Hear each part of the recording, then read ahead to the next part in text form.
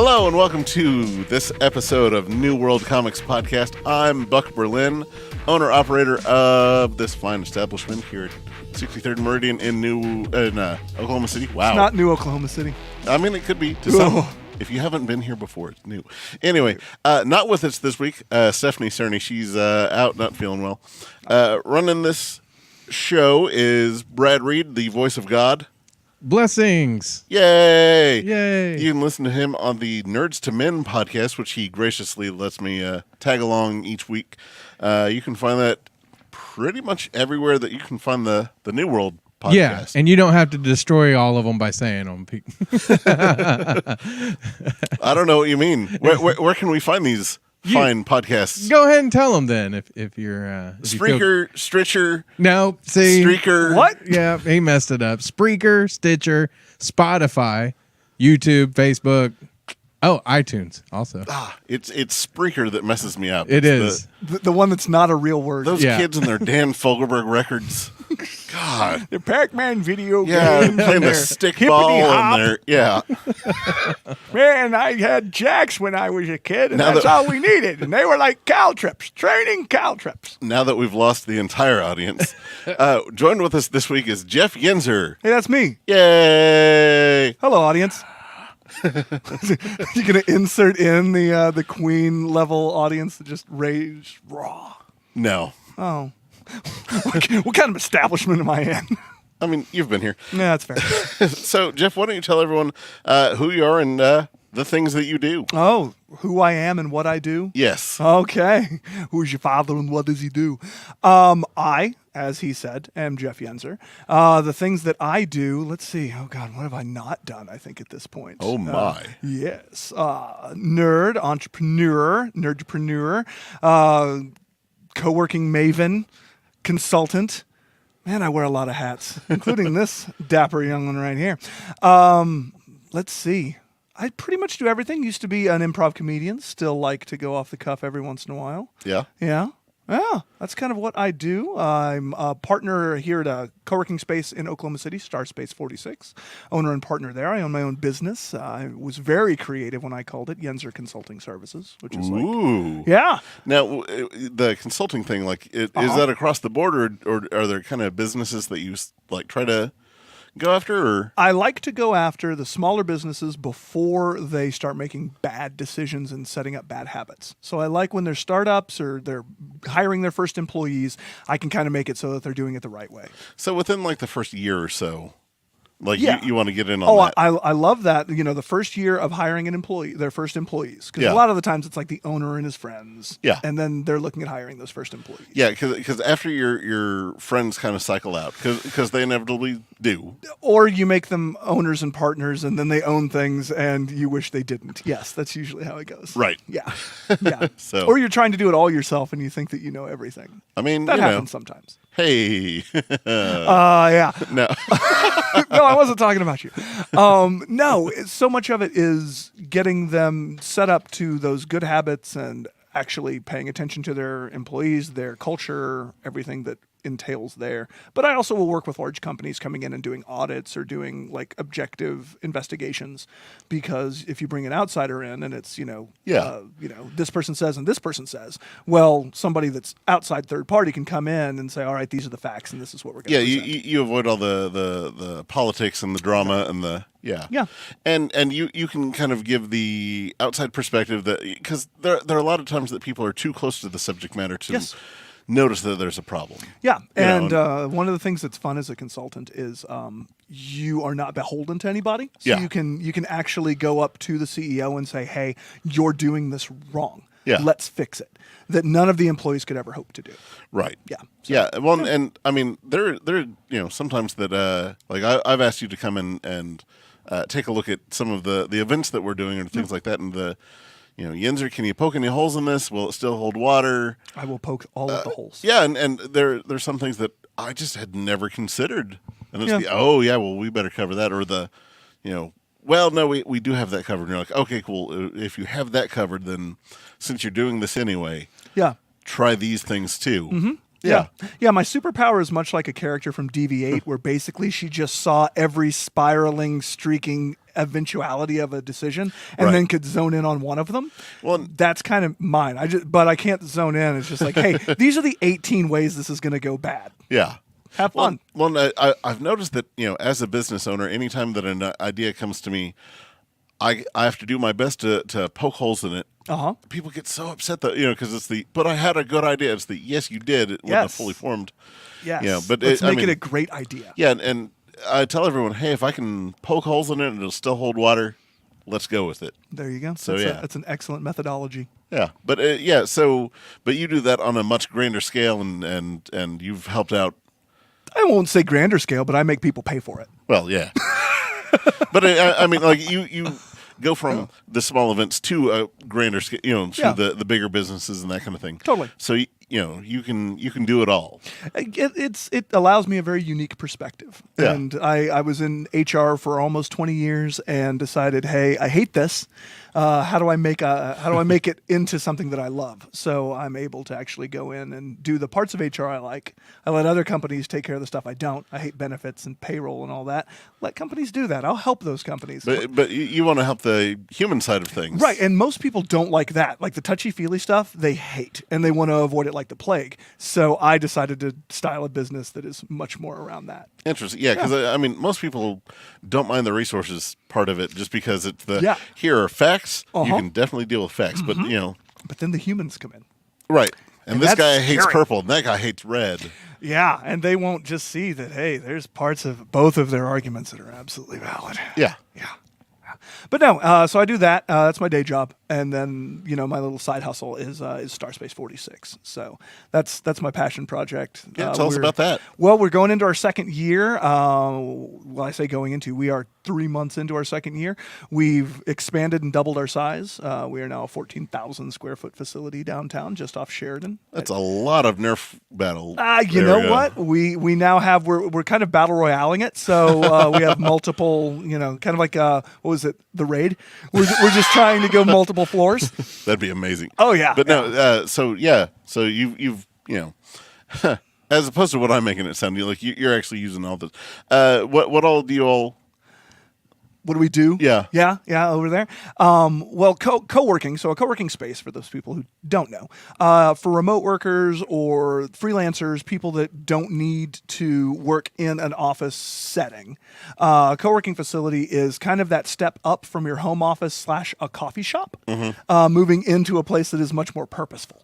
So you're actually showing up doing real work. Maybe you work for a company or maybe you work for yourself. Yeah. But it actually turns into viable networking that is natural and organic and really genuine, as opposed to like networking events, which suck. Yeah. And trying to force this sort of networking environment. Instead, you just let people work near each other. Yeah. And then you find out that, oh, this person's really good at this, or this person's really good at that. Yeah. Yeah. They're usually, a lot of the times, they're centered around the tech sphere, just because there's so many remote workers in tech. Right. But over at Starspace, when I came on, we really started doubling down on just entrepreneurship and how that can look different from anywhere. So we really started noticing that, hey, if you have fractional services like fractional human resources or a fractional bookkeeper, a fractional CPA, what they can do is center themselves in a place like a co-working space. And what it does for the members is it actually allows them to utilize all of those fractional services. And what it truly begins to grow is it's almost like its own company, but it's all these different companies. So, I mean, we get to go to an office that we actually want to go to every day. Yeah. I noticed that there was something really wrong, but yet right about it. Last summer before last, I was in LA for E3. And I was sitting back. I was sitting on like a rooftop pool, relaxing in LA. And all of a sudden, I'm like, I want to be at work. And then I just had this moment of, oh no, what have I done? Yeah. Where does this go from here? No, I mean, I get it, because I mean, more often than not, it's I should be at the store, like Right. a day off that is atypical from my, typically I take Sundays off, Right. just because it's the easiest day for me to take off. Sure. So anytime I'm not here on another day that's not Sunday, it's just weird. Right. And Right. it's I wonder what's happening at this door. Yeah, I have the freedom to do my job literally from a beach in Fiji with Wi-Fi. Yeah. But I choose to go into work. I live in Yukon. I drive into OKC, and I willfully do it, and I get to hang out. And I mean, a few of the people there, I mean, we talk about comics, video games. Yeah, I mean, you brought everything. Jason up here, and he's been phenomenal. Yeah, you're welcome. Oh, my I mean, God. He's I all love that because guy. of me. Yeah. Which he wants to be on this as well. So the next time somebody's sick, why don't you? Okay. He's got that voice. He does. That voice for radio podcasts. Yeah. Yeah. I have a face for radio. I mean, And then I guess the side thing that I do sometimes is I am a Microsoft MVP through the Xbox division. So I get to help a lot out with the Xbox brand and kind of help consult and foster their decisions and things like that. interesting. So Yeah. when are they getting Spider-Man? They will No, not. Because Sony- I know, Sony owns it. Yeah. And they wanted to play hardball. Yeah. It was, from what I understand, a great game. Yeah. It's not enough for me to use the PlayStation 4 controller. which I got you. No, It's so weird. It's got the little joysticks. It's hard. It's hard to use. I like my joystick up here. Right up here. Okay. And the other one down here. It's all about placement, man. okay. Look at these gorilla hands. They don't Listen, work well. you're talking to me. Yeah, exactly. Yeah, Right? These- like someone was like, "Buck, you have Jack Kirby hands," and like if you look at the fingertips, they're kind of like squared off. At the, it kind of is. Yeah. Like I go up to the gorilla at the Oklahoma City Zoo. There's the gorilla foot hand print. And I put my hand up, and it's all the gorilla has on me is finger length. And Yeah. I'm like, oh, this is bad. This is very bad. So Silverback. So, like you'll consult with games and be like, listen, this part of the game is way trickier than it needs to be. Yeah. Anything from that to maybe it's teams at Microsoft that we'll meet up with, and we'll actually foster them through some decisions, or maybe they haven't thought about how their decision would impact, like if it's a marketing decision, how it would impact the viewpoints from people from disproportionate sets of humans or minorities or things like that. Yeah. And just kind of giving them, again, that outside perspective. Because when you're an inclusive team, you kind of get in that groupthink. You're all moving toward the same goal. Right. So you stop seeing all the little stuff. So bringing in other eyes really begins to make that a better thing. And we're sitting at, I think, 55 MVPs throughout the world. Oh, cool. So there's a bunch of us. So there's a bunch of you, but worldwide, not a lot of you. Right. I think there's only 20 of us in America. How did you? I mean, if you don't mind me, having you spill the beans on this, how did you get to that? Was it your gamer score? What's your gamer score? Oh, no. Mine's like 2,000. Oh, mine's 138,000. I don't know. I played I've been the gaming a heck long out of time. those Lego games. Heck yeah, you did. No, so much of mine was just being a positive member of the community, the Xbox Live community, and really just going out there helping. At the time, I was part of a improv comedy group, so I was really going out and doing conventions and things like that, and really just being that source of information, and also being a good steward. So when they started when I got nominated, they went back through all of the interactions that I had since I had started my Xbox Live Gold account, which was the day that Xbox Live started. I beta tested the Gold program. So they went back, looked at all of my stuff. They vetted me, made sure that I was good. I had been an ambassador, which was like the online version of that for a while. Yeah. And in 2014, they said, "Hey, let's go ahead and invite them in." And now it's really neat. It's like a little family. Fascinating. Yeah. I'm so bad at video games, and I barely have time for them anymore because like I have less and less time every day. But like I'm not joking. Like I play pretty much the Lego games, and then I got hooked on Mass Effect. Mass Effect was real good. And then those endings. So I have a story about Mass Effect. Okay. And how I still haven't beaten Mass Effect 3.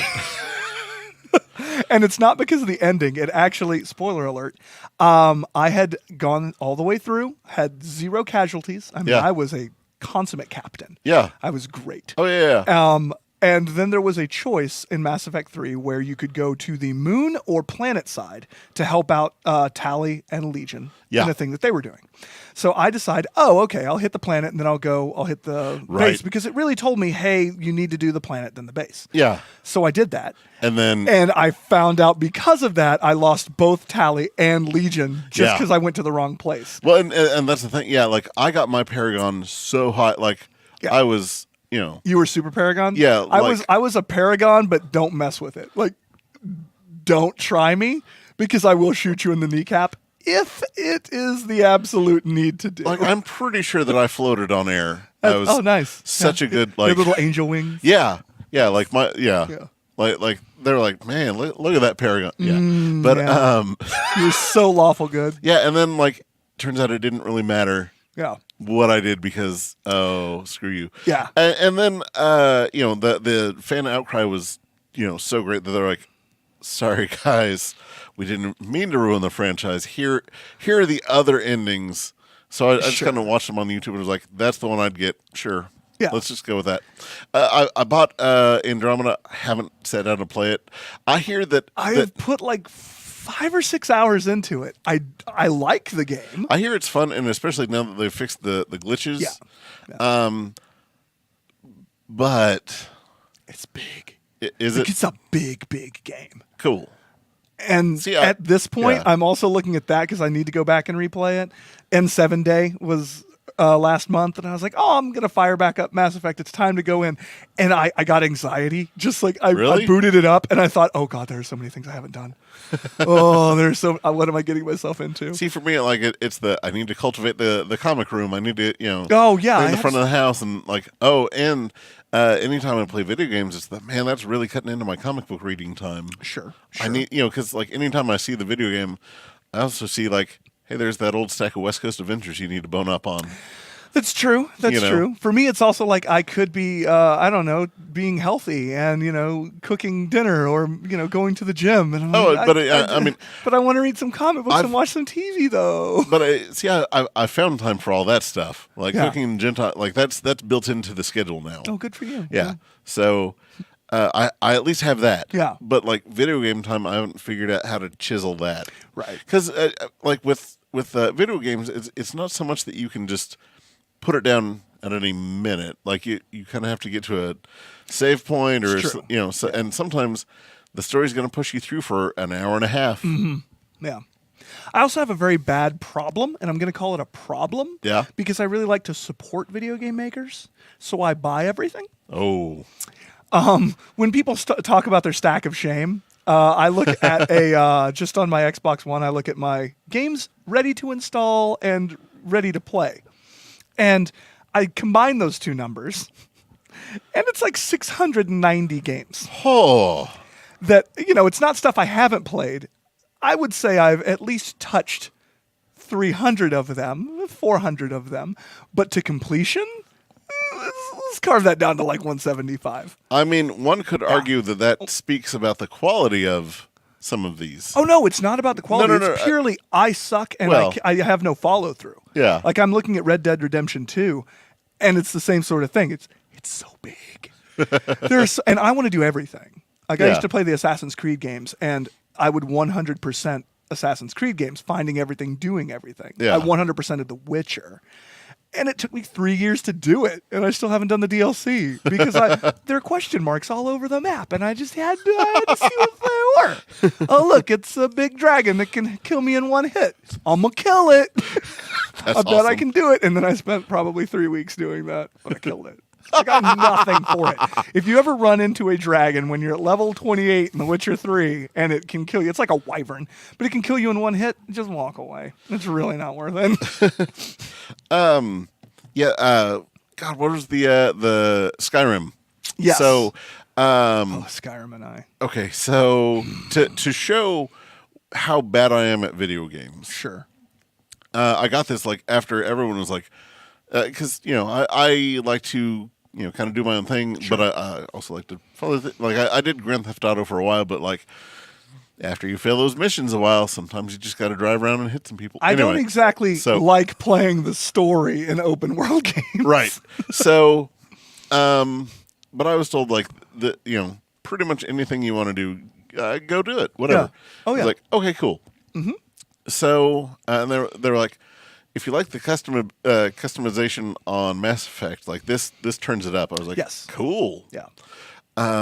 So not really knowing anything, not watching anything beforehand, I just put in the game and was like, okay, cool. Let's customize my character.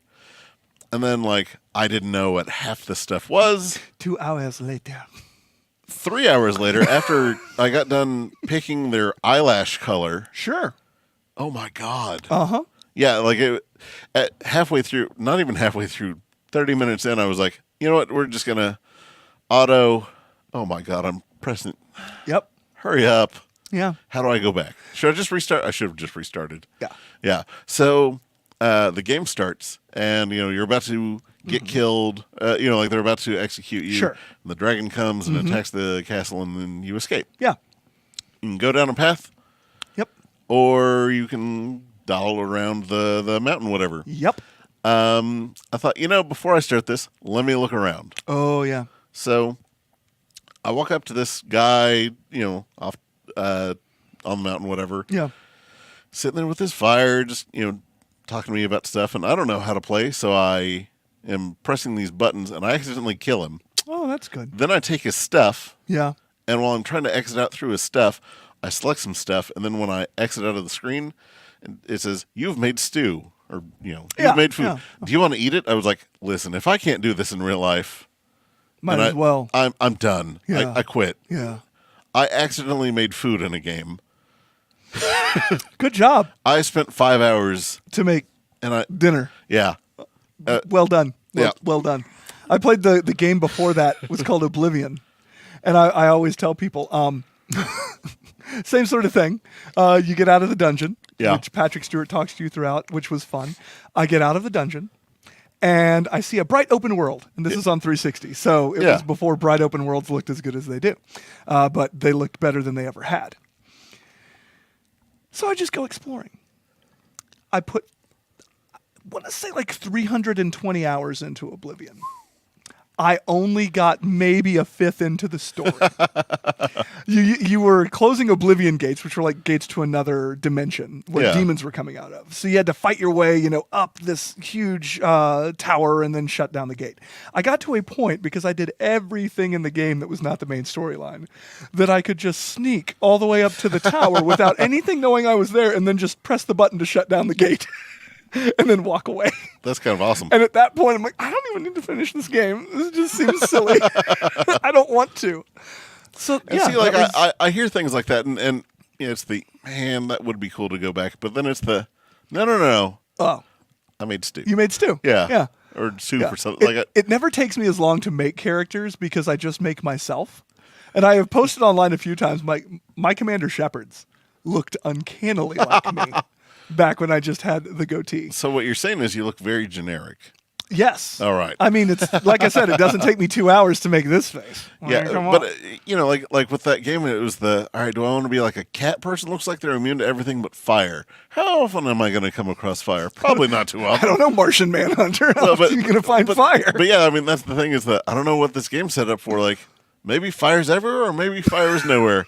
I'm going to chance it. Let's be a cat magic person. I was always a dark elf because You they know- could throw some magic. See, I saw that, but like the magic cat could like throw some stuff too. Yeah. But I could like see in the dark. I was like, there's probably going to be some darkness I'm going to want to see in. That is true. Yeah. That's true. And then there are cats. So whatever. All right, Yeah. let's go with that. Yeah. Yeah. So you were a cat man that made stew. Yeah. Okay. Oh man, I was so Wow. upset. Wow. Oh, the amount of swearing. That is not allowed on this show. He told me. Yep. I can't do it. So I won't do it. I'm going to be good Okay. for the second time in my life. So let's jump into this now that we've gone through. Oh, it's been the video game podcast. So let's go ahead and talk about comics Yeah, since we're surrounded by them. What got you into comics? Oddly enough, because as a young man and an adult, I didn't stick around and read a lot of DC. The thing that got me into comics was Gotham by Gaslight. It was on a newsstand. Batman 1989 was coming out, so I had been watching the Batman Adam West series as a kid. Right. I was born in '81, so it was a good time to be a kid. Yeah. So I noticed this Gotham by Gaslight. I'm like, oh, okay, I don't know what that is. And my mom didn't care to look into what it was. She's like, oh, it's Batman. It's like Adam West, blah, blah, blah. Let me buy it. It was Batman versus Jack the Ripper. Very dark tale. And does it count as the first Elseworlds? Yes. Okay, that's what I thought. I mean, officially, because I mean, Yeah. there are the ones that they say are Elseworld in like the Silver Age stuff. Right. But as far as what they mean by Elseworlds, yes, that's the Okay. first Elseworlds. Yeah, I loved it. That got me into reading these cool comic books, because up to that point I'd only read like comics in the newspaper Yeah. and things like that. And then Batman 1989, of course, came out, and I fell in love with that. Fell in Yeah. love with that rendition of The Dark Knight. Oh, yeah. And it wasn't exactly a great time to be a Batman fan of the comics. So when I went and bought Batman comics, I was very disappointed. See, I was 5, so Yeah. it's crazy. Like that jump from 5 to 7, how vastly different your tastes are. Yes. Yeah. I was like, I need things to be violent. Yeah. Or I just need it was still gray and blue Batman, still had the funny looking Batmobile. When I'm watching on the silver screen, I'm seeing a cool all in black Yeah, with the yellow whereas Batman. you've seen the big bat head. Right, and Yeah. the sweet Batmobile from Tim Burton. It's Yeah. like, that's what I wanted. So it wasn't that. So I wouldn't say I took a hiatus. I kept, I'd get like Teenage Mutant Ninja Turtles comics and some of the other stuff that they were bringing out. But Yeah. then I came back to comics with, I was reading a lot of Marvel and X-Men, because as I became a preteen, that really called to me, because that's what Marvel did. Yeah. Yeah. I truly say, I said I had a theory, and my theory is always that if there were two types of people, Marvel or DC fans, DC fans were always looking for role models and heroes, because I read a lot of Greek mythology as a kid, all that sort of thing. Right. So it was DC called to me in that regard. Yeah. But it was something that as I grew into a preteen, I wanted to be the hero stories. I was adopted. So there was always that, what if I'm different? What if, this Yeah. or that? So Marvel becomes that product for people that wanted to be the hero. Yeah. They didn't want to find the hero in others. They wanted to be the hero. Right. So I think that those are the No, deviations. I would say that was true up until about 2004, 2005, Yeah. when DC kind of started taking the page from Marvel and started kind of, flawing their characters. Because right. with your Marvel characters, it used to be that they would accidentally become a thing and kind of be forced, thrust upon Right. this thing. Right. They had whereas, greatness thrust upon them.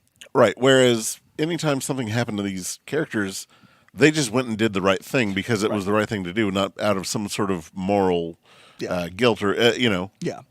I was also just angsty enough that I always asked questions, and I never took things just for face value. So DC and the concept of all of these characters with one weakness, it was always like, why can't any of your rogues gallery beat you? Come on. Like once one of them says it, just put it online that everybody is, hey guys, kill him with wood. Yeah. Just stab him with a number 2 pencil. It'll take out like 75% of the Green Lanterns.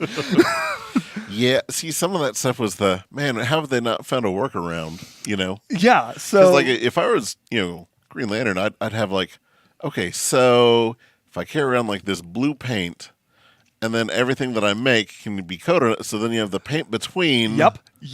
And then you're good. Right, you'd be or fine, just scoop right? up the ground and, like...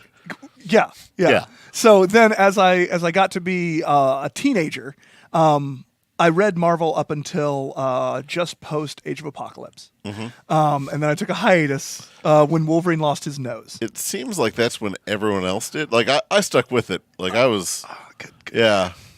There. Yeah, I know you've seen things. Yeah. But I stopped. When Wolverine lost his nose, I was like, okay, I'm good, guys. He got it back, like, 6 months later. I know, but in that 6-month time frame, I found Wildstorm comics, Yeah. which were Homage and then Wildstorm. And that was everything I needed. Like, I loved those comics because it was the only comics at the time. Because I wasn't a huge fan of Image. I wasn't like a Spawn, Savage Dragon. I had all of them, but I wasn't drawn to any of those. Yeah. They always tried to be a bit too angsty for me. Even for me. I'm like, you guys are trying real hard. I need some genuine organic stuff. The Wildstorm universe allowed for, this is a self-contained universe. It did not have 40, at that time, years of storytelling that they had to live up to. Yeah. They could create a universe that was intertwined with characters that were intertwined, and that was fascinating to me because it gave me reasons to read all of the other books. Because you'd find out that this is so-and-so's dad, or this is so-and-so's brother. Right. And that, it was always neat because it was very rarely heavy-handed.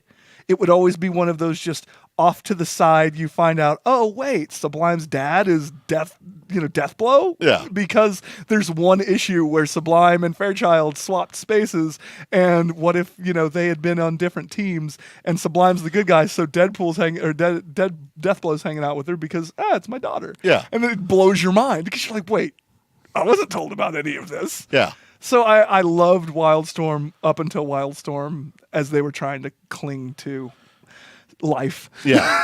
It got a little weird too.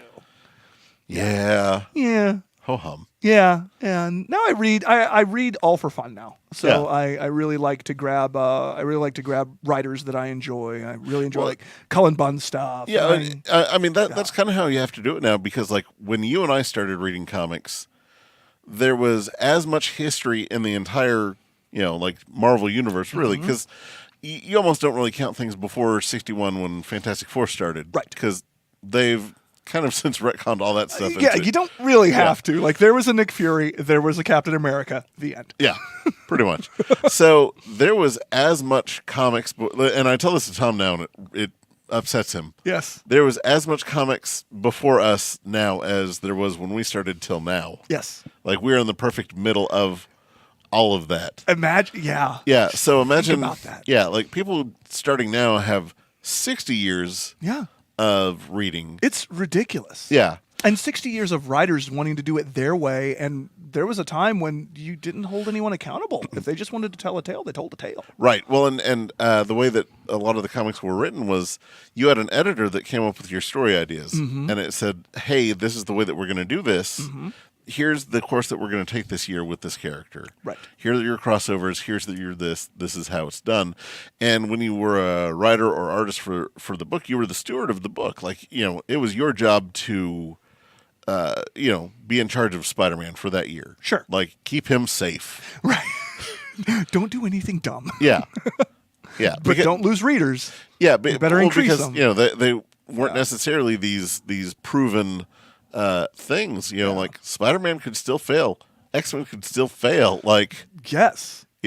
whereas now it's the, we'll just take it off the shelf for a little while, dust it off, and put it right back out there. It'll be Right. fine. We'll make you miss them, and then we'll bring it back. Right. Yeah. That's all you have to do. Yeah. Whereas now, it seems that writers and artists to some extent have their run. Like you talk about their run of a book as opposed to, Daredevil of this era. Right. It's styled much more in the framework of television seasons. Right. Which is cool, but it kind of isn't for those that are trying to get into reading stuff. It's all right, I need Daredevil number 7. I don't know what volume. Right. It becomes very frustrating. Yeah. I got into that because I started maybe 2.5 years before the Second Secret War. Yeah. So we're talking just a few years back. I decided I want to go full tilt boogie. I'm going to go back in 100%. I'm going to read tons of stuff just to see what's going on. Yeah. And there were so many amazing stories that I loved being told at that point that all got shut down for Secret War. Yep. And that was my second. Like, that was my Wolverine losing his nose again. I'm just like, you know what?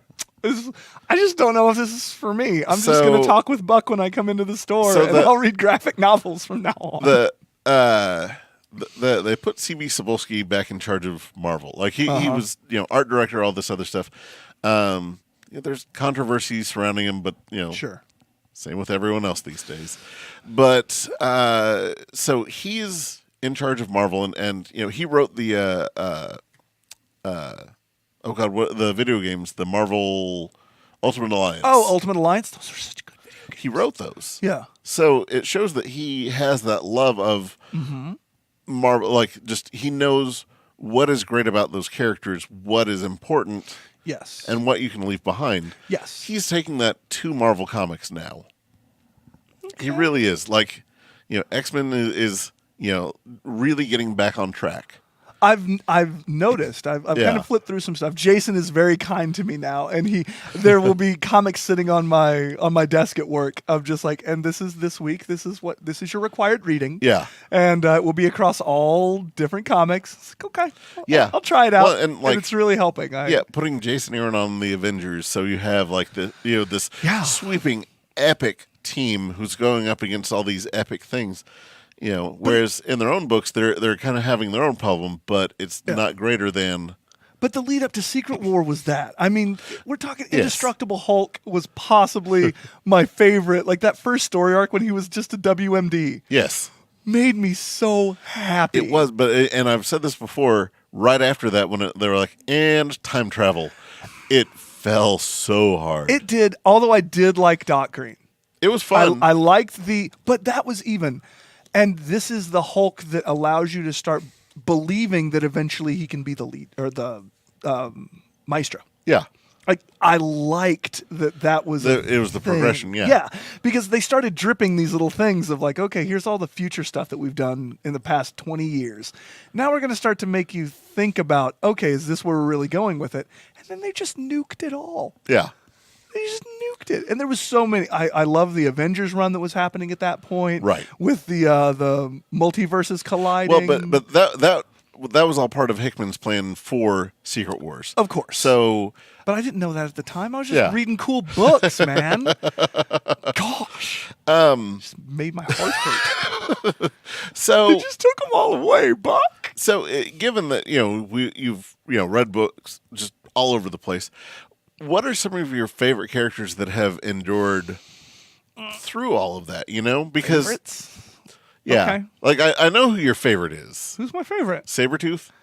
Okay, there's a Oh, there's an asterisk on that. It's Age of Apocalypse Sabretooth. okay. I love like Sabretooth with the same values that Wolverine didn't have in Age of Apocalypse. Yeah. I love that Sabretooth. Okay, Regular so- Sabretooth has been screwed over way too many times. to Oh, be sure. fun. That was going to be some of the follow up stuff, but we can switch gears into like when he shows up in like Exiles. So I haven't read a ton of Exiles when he was there. I've read some, and I liked it. Yeah. And then I picked back up. He popped around in the Age of Apocalypse reboot. Yeah. Or not reboot, but continuation that came out Well, of they Uncanny did both. X-Force. Yeah, there was a reboot and a continuation. That's true. Yeah. Yeah. But the reboot they've kind of swept under the rug, and they're like, no, let's continue on. Right. Yeah. How about you just keep it going? It's a really Which cool I don't know story. how they continue on ever. Like, did they explain what happened with the nuclear bombs that went off? Or I mean, you can survive nuclear war. yeah, I mean, I've seen Indiana Jones 4. Yeah. Like you just gotta. Just got to get in fridges. Apocalypse had a fridge stash. Just there were Yeesh. fridges everywhere. Everybody jumped into fridges, and it was great. Come on, man. This is terrible. Gail Simone would be so upset about this. Anyway. Sorry. Oh, that makes my heart hurt. Yep. But that would be if I were to nail it down to like a few favorite characters. Like I love that. I love Age of Apocalypse Sabretooth. I love early Venom. Yeah. Before he was just, the drooling, dripping. Right. Thing. We are talking about Lethal Protector is about Is about at the the cutoff. end of that is Right. where I draw the line. I got you. That's actually kind of where I sit with Venom. Yeah. Because after a while he became this. Okay, so he's like the bitey Hulk Right. who drooled and had his tongue out all the time, Yeah. as opposed to like this manipulative. And he was Like he force. was in Spider-Man's head when he started. Oh, yeah. Like, it was so good. Yeah, and you can't really go back to it because Nope, he you was can't. such a perfect Yeah. And on the subject of in Spider-Man's head, I did love Superior Spider-Man. Like it was I loved so well Doc done. Ock as Spider-Man. That was oddly enough, being a Spider-Man fan since the 90s, that was my favorite incarnation of Peter Parker. Was Dr. Octopus running it. So he's back, like through like all the weird clone stuff. Multiverse. Well, no. So Doc Ock's buddy died, Yes. right? Well, there was the clone conspiracy thing that Spider-Man just went through, and in it, Doc Ock took the Spider-Man basis clone, manipulated it, and made himself a new body that would have like Spider-Man-like powers, and make himself look different enough than Doc Ock, and it's awesome. Okay. Oh man, I am in. Okay. Yeah, You'll have to point me he's towards some of those calling because I it- might need to see that. Yeah, he's calling himself the Superior Octopus. It's dumb, and I love it. Yeah, and like because he briefly was in charge of Hydra over the whole like, Hydra Cap thing. Oh, But he had like, he had the tentacles. Like, it was this awful costume that I love. Okay. It's white and green, and oh. I mean, let's talk about Doc Ock's Yeah. costumes for a while. I mean, he couldn't look like Elton John forever. Yeah, but oh my god. Yeah, it is fantastic. Okay, all right. So yeah, I love those. And then I think if I were to go over on the image side of things, there were a lot of characters that I loved. I love like Grunge. I always thought that he was just a fun character. Right. And I love, like, if there was a power set I would ever want to have, it's molecular transmutation. Like, that's cool. So you just want to be Absorbing Man. But Grunge could do it, and there was a point where, because all of the superpowers were genetic based, that he could rewire his own genetic code, and he got everybody's superpowers as well. So all he had to do was like touch Fairchild, and he got super strong Yeah. and like lean and sexy. It was pretty funny. But I loved that character. There were a few other smatterings, like I liked Dozer from Wetworks. Yeah. I was a big Wetworks fan, and Wetworks got dumb and ridiculous, and I loved Dumb and every ridiculous. bit of it. Quick, by like issue 3, they were like, wow. "We're done with these gold symbiotes because Marvel could probably sue us over this. So we'll have Grail start glowing blue, or Blue, was it Grail? Yeah, that it was his name? Grail. Okay, Grail was yeah. blue, making like weird blue. Like there were blue balls that Dozer could make, and then Grail made like sticks, I think. Yeah, Yeah. It was and there were a lot of like I liked Wildcats. Yeah. I dug a lot of Wildcats. Oh man. I liked Maul. I So- really liked the idea of Maul. Yeah, The bigger you get, the dumber you get. Yeah. Well, so Wildcats was so awful amazing, I want to say, because it was so poorly planned and so poorly thought out. And then when Alan Moore got a hold of it, he fixed it all with the, no, it was all a lie. Right. All of this war was a lie. Yeah, all this work, that was 1,000 years ago. Yep. You all are just seeing antiques and relics and like, Yeah. these guys are actually kind of your friends, and check it out, you're one of them. Yeah. Yeah. Yeah. And Voodoo was like, I do what? Oh my God. I'm a what? Yeah. No, I dug that in the same way that I love Marvel, because Marvel is set in the real world versus DC that is set in a weird amalgamation of the real world, but all of these cities that don't really exist, which kind of drives me a little crazy. Hold on, just to address that point real quick, in the Marvel DC or the Avengers Justice League crossover, they explain that. Oh, do they? DC's world slightly bigger. That's where it has the room for all these extra cities. If it wouldn't mess up your podcast, I would take off this hat and start hitting my head on this table. I love that It's explanation. slightly bigger. Yeah, I love that explanation so much because it's so comics. It is so So Superman was stronger than we ever thought because he can push around a bigger Earth. yeah. No. That or maybe gravity's different. Because anyway, No, yeah. no, absolutely not. But Gen 13 was the same way, or not Gen 13, but Wildcats. Wildstorm. It was Or- the same way yeah. because in Wildcats, the first politician that the Damonites like possessed was Dan Quayle. Yeah, It's just I loved that those were actual things that were happening in the world. Yeah. And I don't know. I would. I Love, like realism in my fiction. I would love to see what Gen 13 is like would be right now, because they'd all be just so like old and jaded. Yeah, and, they're like all 40. Yeah. Like they're all 38, 39, 40. yeah, because like everyone like it was. Never have I seen a comic so perfectly representative of its time. Yes. You could never make it today. You could never just say, "Hey, we're going to make we're going to reboot Gen 13." Right. With the same characters and the same arc. Yeah. Which I know that they tried to do and it didn't work in 2006. Yeah.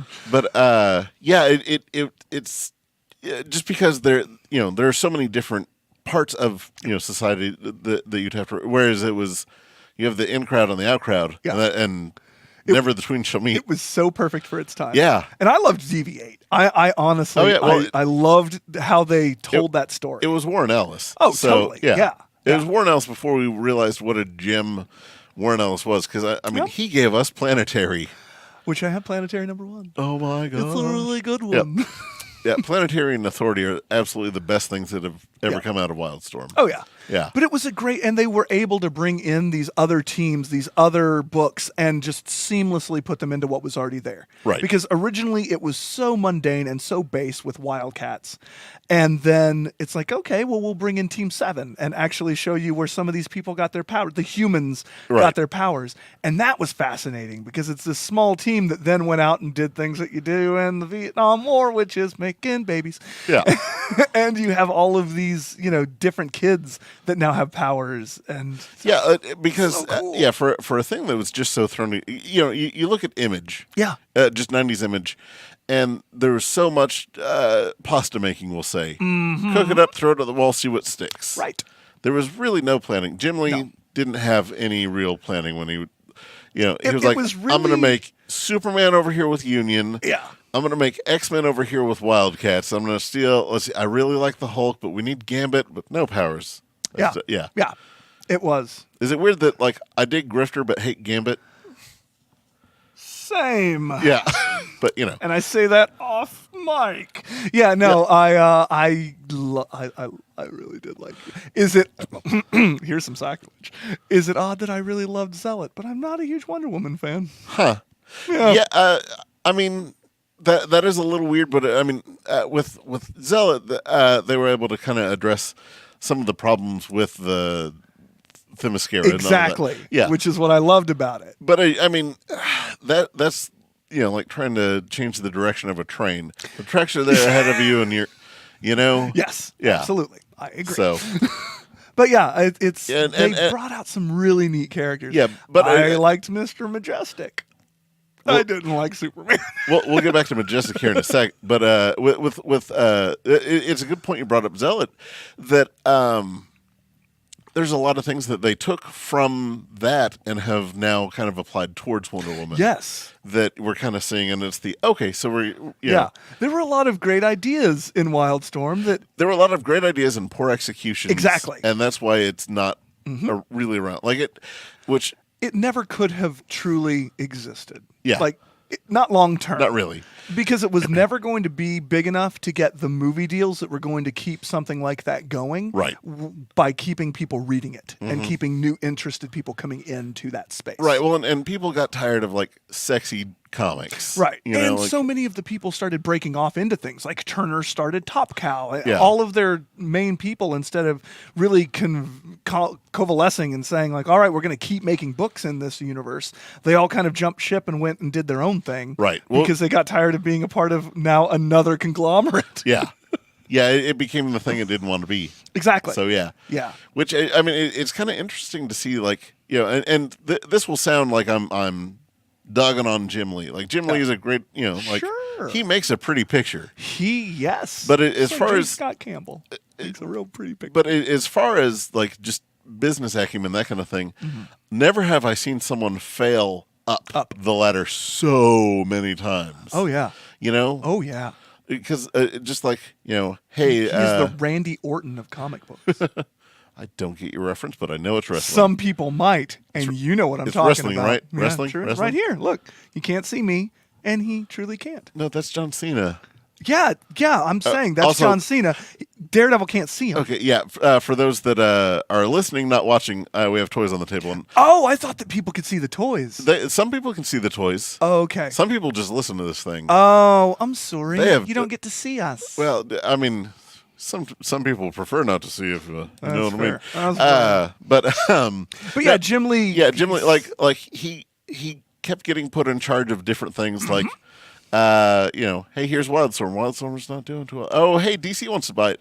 Okay, so Jim, you're in charge of Wildstorm at DC. That's not working out so well. How's this? You're in charge of art direction.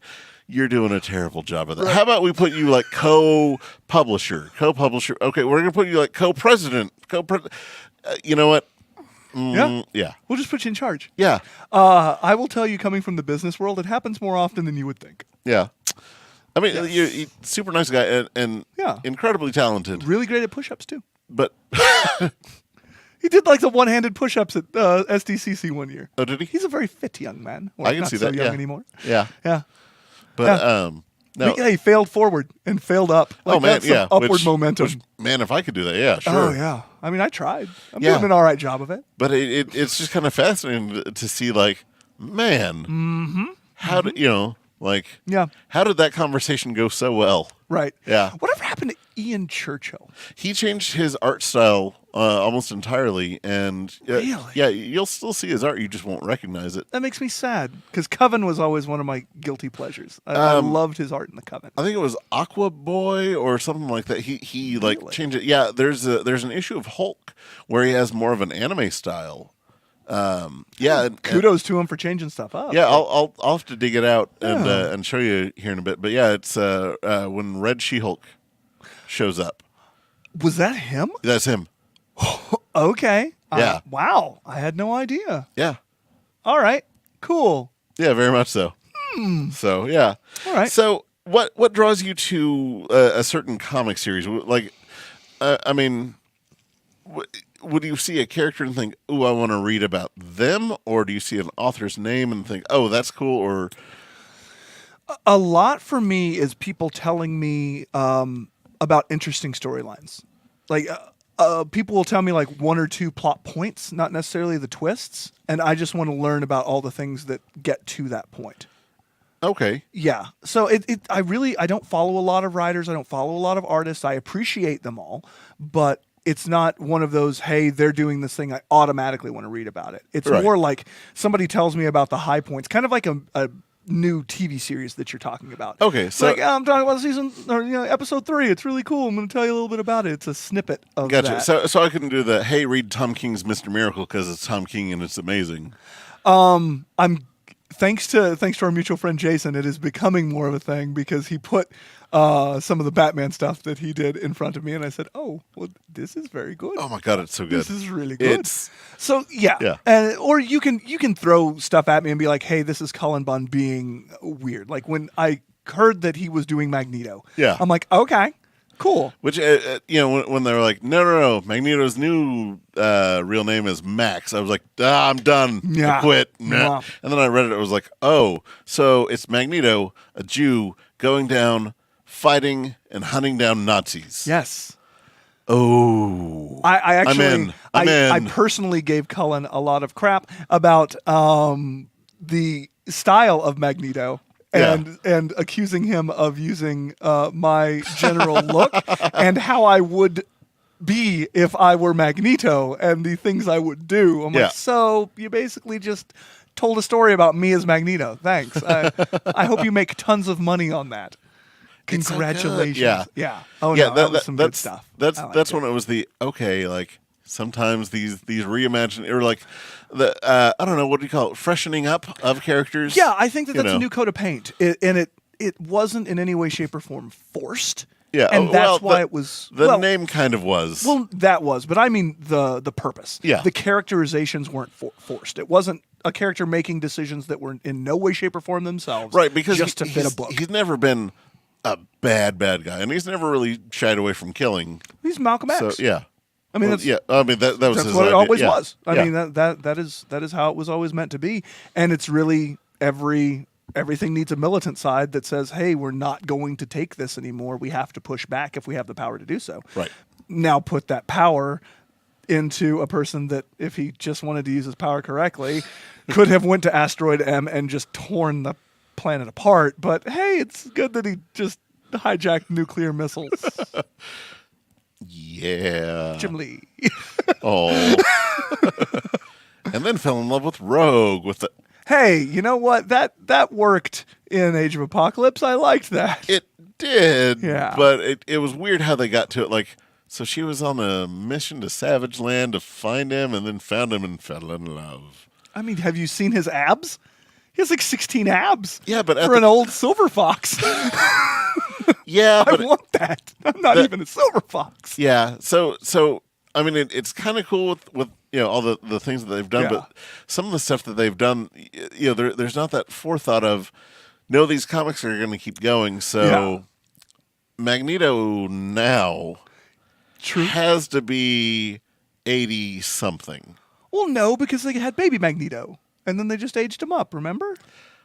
Okay, so if he remembers being in the Holocaust, I always thought that they just de-aged Magneto into being a baby, like in the late '80s, and then let him come back up. yeah, they've kind of undone a lot of that.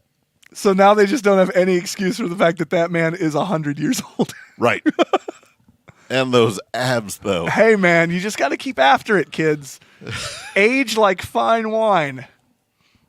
So stay in a dark, And a mutant. cool place. And Yeah. okay. I mean, I figure it works for a lot of people. It's kind of like a basement. Oh. Yeah. So are we in Morlock territory now? No, or is not there- not the under basement, uh-huh. just the You basement. see how I brought it around there? I yeah. did. I That's see. the talent of being on podcasts. I have no idea Yeah. what this is. I've never done a podcast before. It shows. No. I'm brand new. Yeah, as you can tell, it gets real dumb around here. I like dumb. So we're close to running out of time, but there are some Okay. things that I want to hit on. Your favorite comic movies? Favorite comic movies? Yeah. I like a lot of them. I like most of everything that Marvel's been doing. Yeah. I like all that Marvel's been doing. I've been a big fan. If I were to rank it, I think my favorite one has been Black Panther. Yeah. I really liked Black Panther. Black Panther was kind of a cultural thing for me. There was just one thing that bothered me. What? So What was it? okay, I guess spoiler alert. If all Man, the if you're world listening to this hasn't- podcast and you haven't watched Black Panther, yeah. But at the end when he and Killmonger sitting there talking like Sure. I feel like he should have been more diplomatic and like no, like, we don't have to fight. Stop trying to fight me. We don't have to fight. but he literally killed him. I know. I know, but Black Panther is more diplomatic than that. But also, Read the comics with T'Challa. He's just the buddy. Listen, there's a better way. There's a better way. There's a better way. But Listen, I know here's- you're trying to hack me in pieces. here's the thing, though. Yeah. That people forget about the movies. You're reading a Black Panther that has had 35 to 40 years of growth. This is No. I'm day pulling two this. Black Panther. I'm pulling this straight from Chris Priest, which most of that movie was pulled from. It was. Was if you're going with that Black Panther, he is the smartest guy on the planet. Yes. Well, arguably, No, I'm just gonna say He's- he's awesome. he's number 3. Like there's Reed Richards, Doctor Doom, and Black Panther. It's true. But Black Panther actually uses his smarts. He's got functional intelligence. right, whereas like Reed just knows everything. High and low wisdom. Yeah. And He is- Dr. Doom's like got some wisdom and some high intelligence. IQ, low EQ Yeah. is Reed. Exactly. And then Doom kind of meets in the He middle. starts to balance, but then at times he just lets that EQ bottom out and he doesn't care. Right, whereas T'Challa is like on the level on both, and he's like Right where he whoop. needs to Yeah. be, and both of his bars are at max. Right. Because he's That's the best. That's how I feel is Yeah. that he would have like whoa Eric, there's a better way. We this isn't what all this is about. It's more than just fighting and violence. I know it doesn't make for a better thing, but to me like But it also, I think that if you go into Black Panther 2, 3, and where we see that character moving forward, that this is the point. And I loved that they did Killmonger the way they did. Yeah. Which was Killmonger truly was right in most regards, enough to make the hero change his path. And that's what I really thought was amazing, that they really hadn't done a good. They had moved in directions with Wilson Fisk and Daredevil. Yeah. But Killmonger drove it home of, man, your girlfriend and I are right here. You need to get up with the times and figure out how to balance that. Yeah. And how to actually stop being inclusive and, Exclusive, yeah. exclusive, sorry, and being more inclusive. Yeah. I loved that because it drove character progression through Yeah. the main character. So yeah, you make T'Challa a little less. which you really haven't seen since like Iron Man. It's true. Yeah. With Thor, it's I'll just back off a little, I guess. But Right. I'm really still Thor. Oh, this little Thor you get. Yeah. Captain America, it's like Captain America has what Silver Age Superman had with he is the person trying to keep everything around him as normal as possible while all the crazy happens. True. Yeah. But which with Captain America, his whole thing is that he's unchanging. Right. So that's a little bit much to ask about him on that. Yeah. Yeah. Yeah. So, but yeah, like I get what you're. Yeah. Yeah. I would say after Black Panther, it was probably Winter Soldier. Yeah. Winter Soldier was real good. Yeah. Real good. I really appreciate. Like I was talking with Tom about this, about how in the Incredible Hulk movie, when you saw oh god, played Abomination. Oh yes,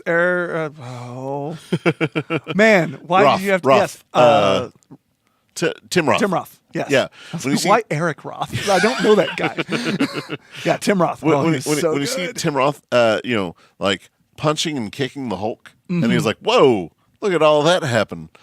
You're like, "Ooh, I can't wait to see Captain America." And Right. then like you get Captain America, and then you get the Avengers, and he's like Captain Parkour. He's just flipping and like Hey, he gets man. winded. He gets winded in Avengers. He's like, yeah, he does. hold on, guys. Whereas like Winter Soldier, they're like, no, doesn't need a parachute. Here he is doing all Couldn't this do stuff. Any of this crap. Yeah, like Yeah. he gets winded after he fights Bucky, and like that's it. Yeah, that's true. Yeah, like Yeah. here he is sprinting up. Yeah, constantly. That's true. And then third is the most Infinity War. Yep, that's awesome. I love Thanos.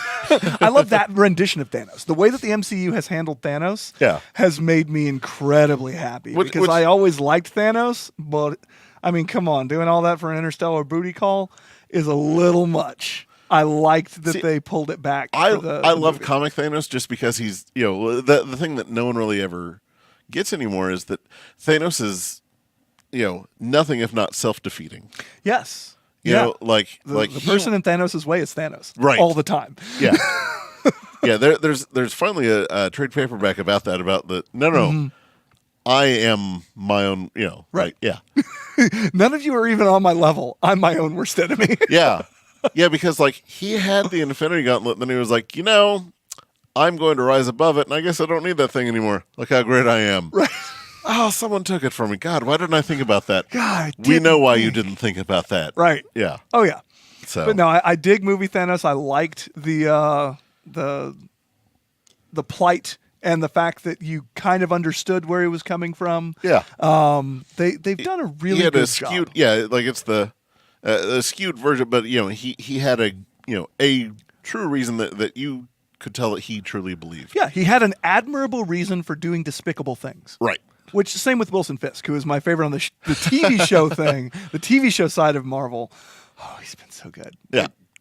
Oh, it's so good. That new season of Daredevil. Oh, it's so good. So let's go to the flip side. Let's Okay. close it out on a downer note.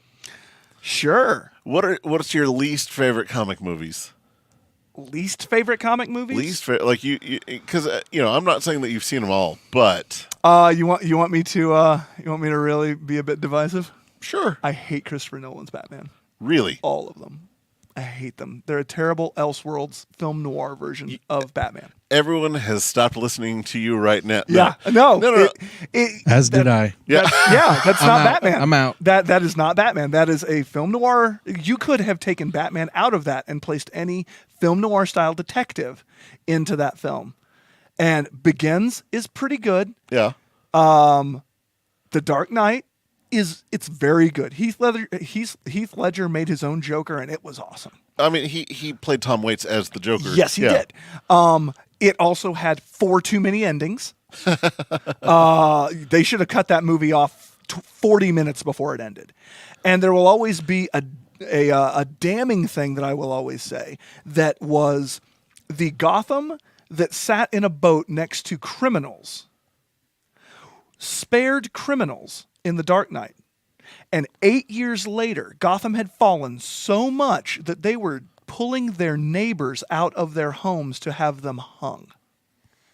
Where was that storytelling? I got you. What was going on? And I'm not even going into like you broke your back and you got back in the modern day without a passport. There are a lot of plot holes and all that, but Yeah. But there were so many missed opportunities. Like, I truly think that had Heath Ledger been able to stick around, that the idea of having a third movie, which was basically Batman having to go to the Joker in a Hannibal Lecter style, Yeah. trying to figure out how to beat. And honestly, I would have went back to the well and had the Riddler and Two-Face. Make it very like an homage to Forever, but it not being Forever. it bothered me Two-Face being so integral / not integral to. You Dark mean Knight. integral up until the fact that they unceremoniously let him fall down and die? Yeah.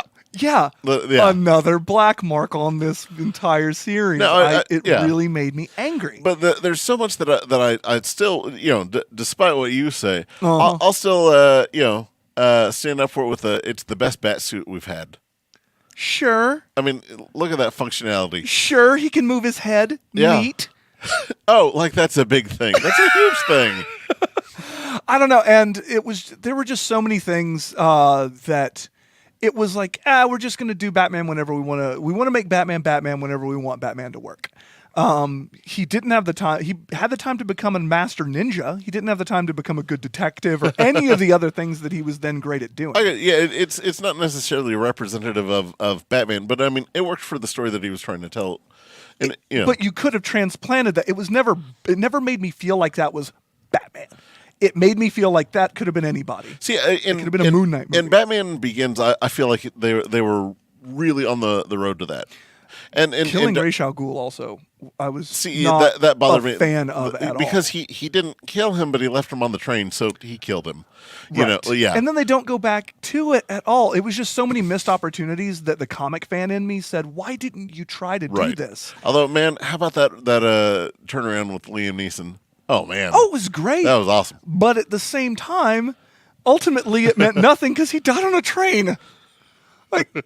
So many missed opportunities. All People right. that are looking at me, you can see the distraught in my face. But I would rather watch Batman Returns than any of the Nolan movies. Again.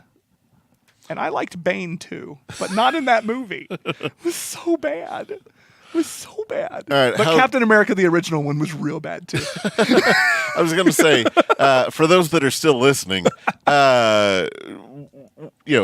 what is the absolute worst comic movie you've seen? Oh, the absolute worst comic movie I've ever seen. It would be Spider-Man 3. Interesting. Because it, like, shoehorning Venom, having a ridiculous story with Sandman, like all of it. I'm not even going to mention that I didn't like the song and dance. It was actually kind of funny, and that's how a nerd would think that the world would want him to be a bad. Like, oh wow, I'm a badass, cool, and that's how people would. That's how he would have done that. Yeah. But wow, was it bad? Like, wow, wee wow. Was So- it a terrible film? Riddle me this. Have you seen Catwoman? Oh no. Oh. I don't tend to force myself to watch things that I know I will hate unless it's a bad movie night and there's a lot of booze involved. Yeah. And either we did Catwoman and I was absolutely drunk and don't remember it, or I've never seen Catwoman. So my roommate at the time had it on. I'm sorry. Well, because it was hey Buck, you need to watch this. It's they made this for us. It's our comic book movie. I was like, I don't know about that. So he turned it on. It was right in the middle, and it was Halle Berry and Sharon Stone having some sort of interaction, and they both started meowing. Oh yeah, I got up remember and that. left. Yeah. Yeah, it was you know what? I haven't seen all of it, but this is easily the worst comic book movie I've ever seen. Even worse than Fantastic Four. I still 1992. Oh, see, that one has charm to it. It does. Don't get me started on that. It has a je ne sais quoi. You have your Nolan hating Batman stuff. I will defend that Fantastic Four movie so hard. You should. Yeah. They should make now. How bad is the new Fantastic Four movie? Because I haven't watched that. Neither have I. I refuse. That's fair. Yeah. All right. I do love Michael B. Jordan though. I'm saying the 1994 Fantastic Four movie is probably the best Fantastic Four movie. Best representation of those characters. Okay. The first Fantastic Four movie had a really great montage that showed you what it was like to be, Yeah. like really showed you the heart of the Fantastic Four. And Chris Evans did an amazing job as Johnny Storm. Oh, of course. The guy that was the Thing he was an okay Thing, but he was kind of He was a thing. Yeah.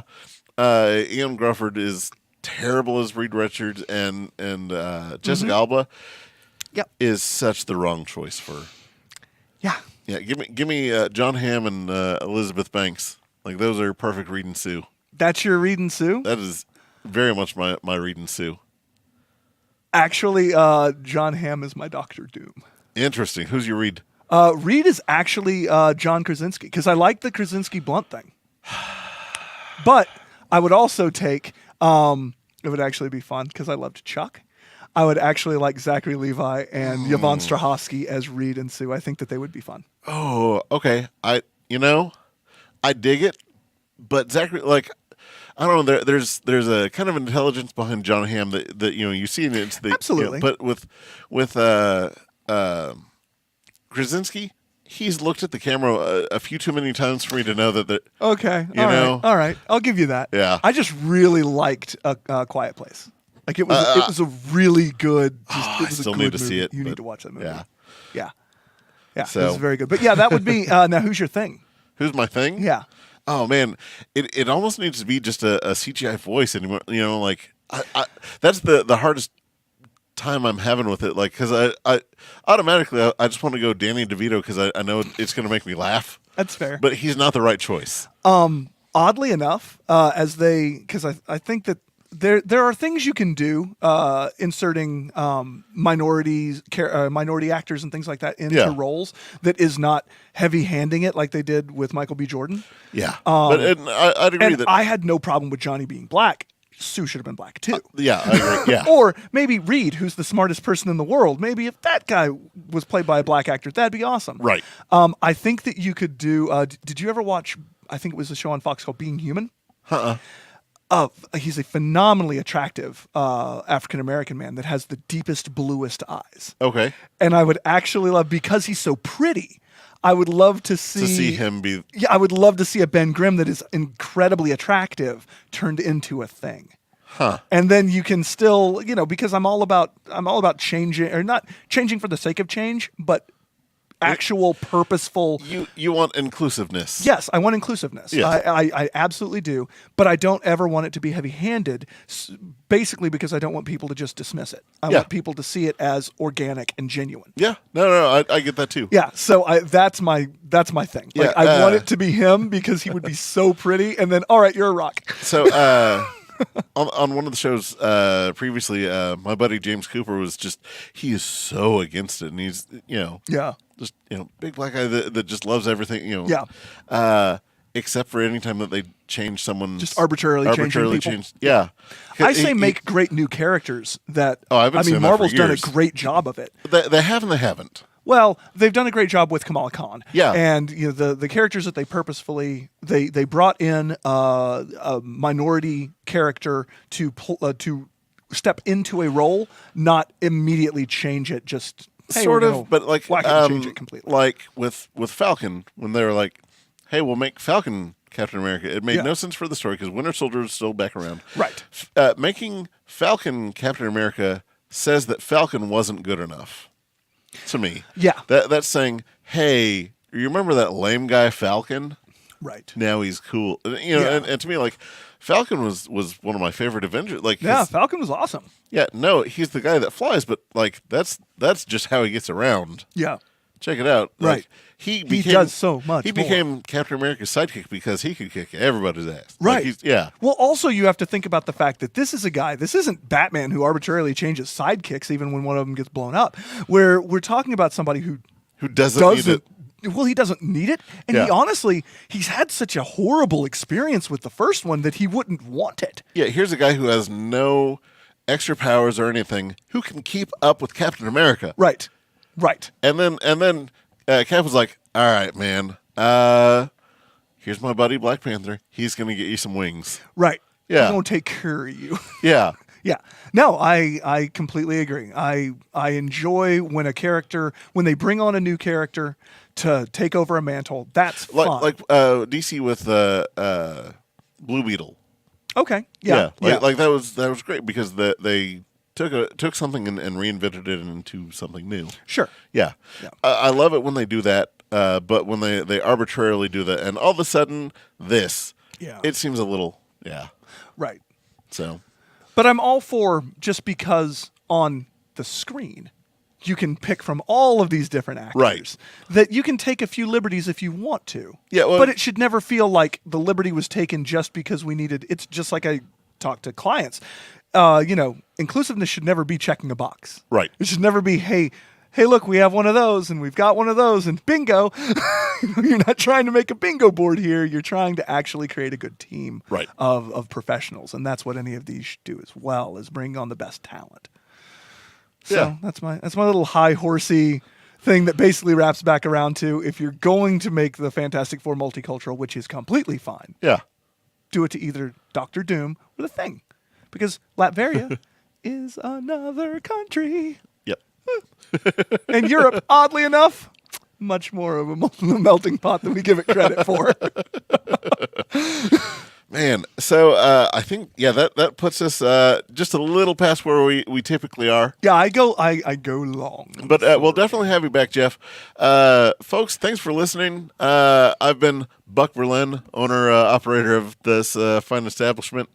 Stephanie is not with us today, and running the show is Brad Reed of Nerds to Men fame. Blessed be your fruit, Buck. Thanks, and we'll we'll see you all here next week. Is this water holy now? It is now. That's cool. Bye, guys.